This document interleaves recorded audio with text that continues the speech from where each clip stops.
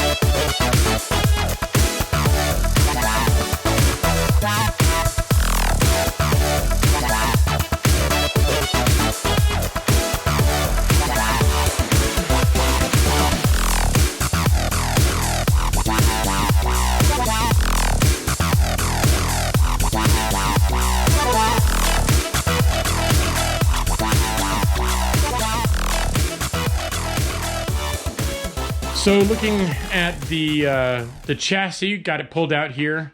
Sean has been hard at work on the carpets, as you saw.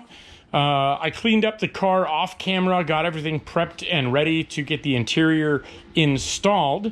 Sean, for his part, cleaned up the pans and began gluing the carpet down. The end result looks amazing. On the wiring front, we've got, well, this is the engine harness, but everything that needs to be tied down and secured that will go under the center tub or in the side pods is now secured and run. So everything that needs to be settled is. On the AC front, I charged the AC system, as you saw, and I started testing it.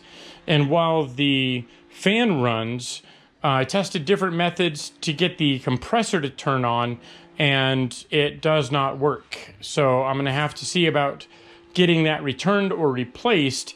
But for the time being, the car will not have AC, which really sucks. And I'm going to have to go and evacuate the system again and retest and everything once I get a new compressor. So that's unfortunate, but I'm planning ahead with some access panels in the bottom of the side pod area so that we can change that in the future without too much of a headache. Moving on to the back of the car, you saw me pull the engine out, and that was so that I could get the windage tray put on, which is on now. Got our dry sump pan bolted on for the last time, so that's finally done. On the other side, I've loosened up this oil galley plug, and I'm looking for either an extension or something I can put in here so I can get the oil pressure sensor relocated to this port. But otherwise, got our belt on, and the engine itself is more or less ready to go as it sits. Next up is to get the clutches installed on the Ultima. And I wanted to pull these out so we could do a side-by-side comparison. So this is the old sort of stage 2 Porsche turbo clutch. Just for scale, you can see how small this clutch package is. The discs are only about 8 inches or so wide.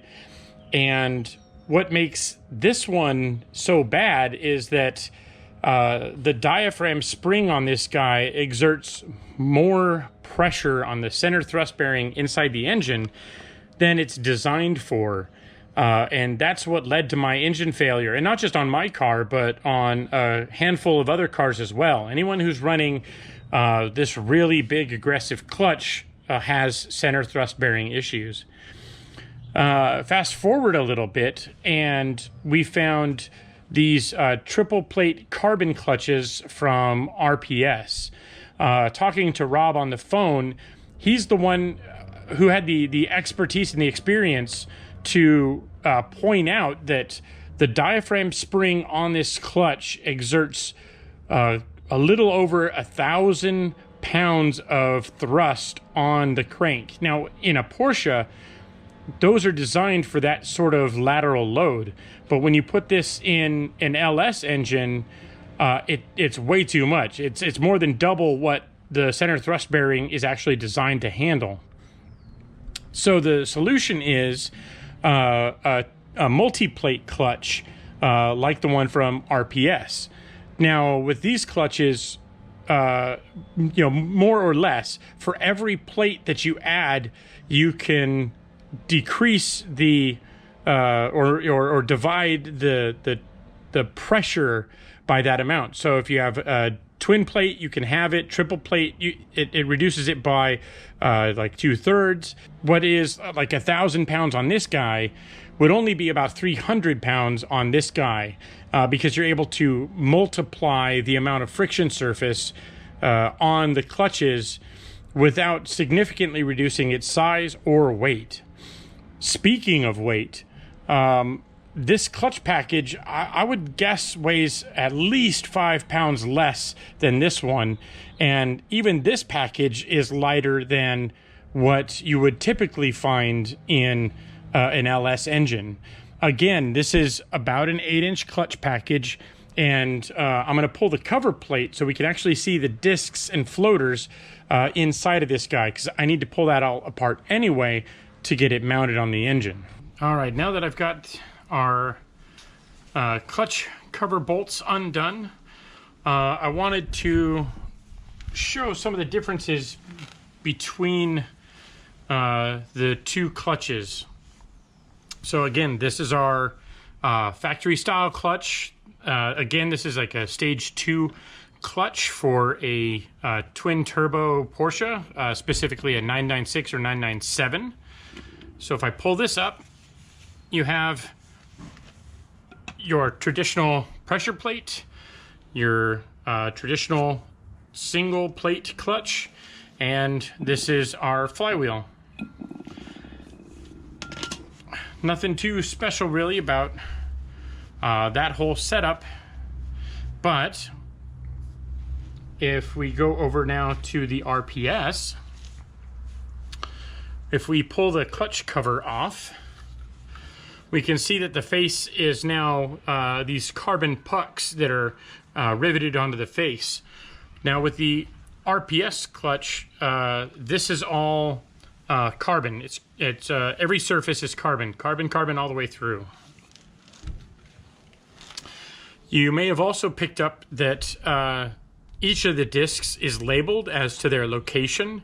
They're numbered for their assembly order, and in case that's not enough, everything is indexed, so it's got a painted face or painted lines where everything needs to line up for everything that is indexed. So you don't have that on your individual clutch plates, but on your intermediate plates, anything with splines, you'll have paint.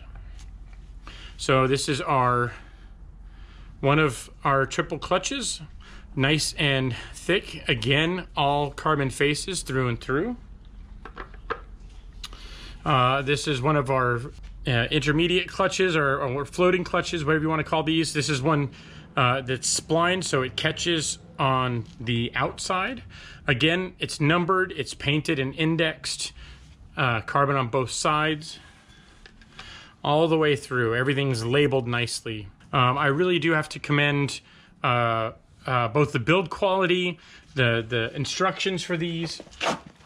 Part of the kit that came was you have not only the flywheel hardware, but the bolts that hold the clutch cover on also come with these Nordlock washers. And if you haven't seen these, they have serrated teeth and little indents and bumps between the washer faces, so you actually need more torque to undo these fasteners than it does to actually tighten them, so they tend to stay tight. You would usually use washers like this on like your axle bolts or CV bolts, that sort of thing. This has well, this is the starter ring, but it's part of kind of an intermediate assembly. It's not attached to the flywheel like on the original unit. And then working our way down the stack, another floater plate, our flywheel side disc, and again, it's carbon all the way through. And then finally, the actual, I guess you could call this the flywheel side, what actually bolts to the engine. Again, my hand for scale, you know, the flywheel itself is a little bit bigger than 8 inches. I would say probably 9 1/4 inches, thereabouts. This is going to spin up really quick. As I mentioned before, it is lighter than the old setup by not an insignificant amount. So it'll be curious to see how this affects both drivability and takeoff from like a stoplight. More on sort of the included items with the kit. So as I mentioned before, our flywheel bolts, but you know, the bag is nicely labeled. It comes with Loctite, different kinds of Loctite for the flywheel bolts as well as the clutch cover bolts.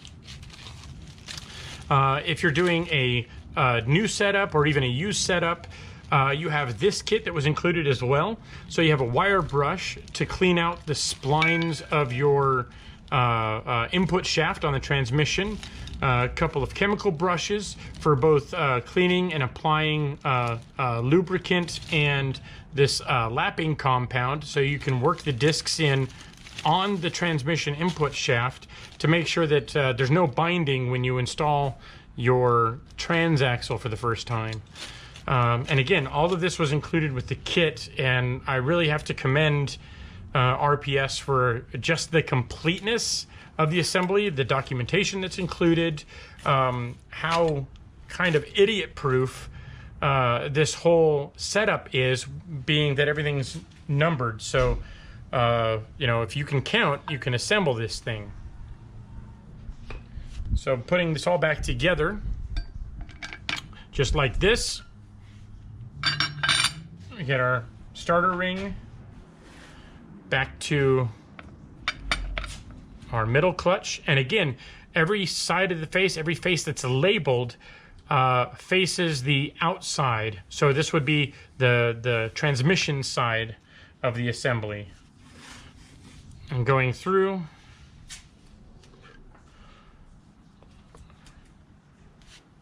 and then finally we would be back to our clutch cover. And so when you assemble this whole stack, you'll assemble it with a centering tool, get everything put together. I've already tested the clutches on the input shaft of the transmission. Everything's nice and smooth. I just wanted to show this assembly and show the differences between the two clutches and really show what you get with the RPS upgrade. There is a significant cost difference between the two. I want to say with the factory setup and the upgraded clutch, it was I think around $1,000 or $1,500, versus the RPS setup was I think it was like $45,000 or $4,000, somewhere around in there. So there is a significant cost increase, but this setup will ruin your engine. This will not. This will save your engine. So if you look at it in that regard, it's a lot cheaper to replace your clutch than to replace your engine over and over again. So with that being said, let's take this back apart and get it installed on the engine.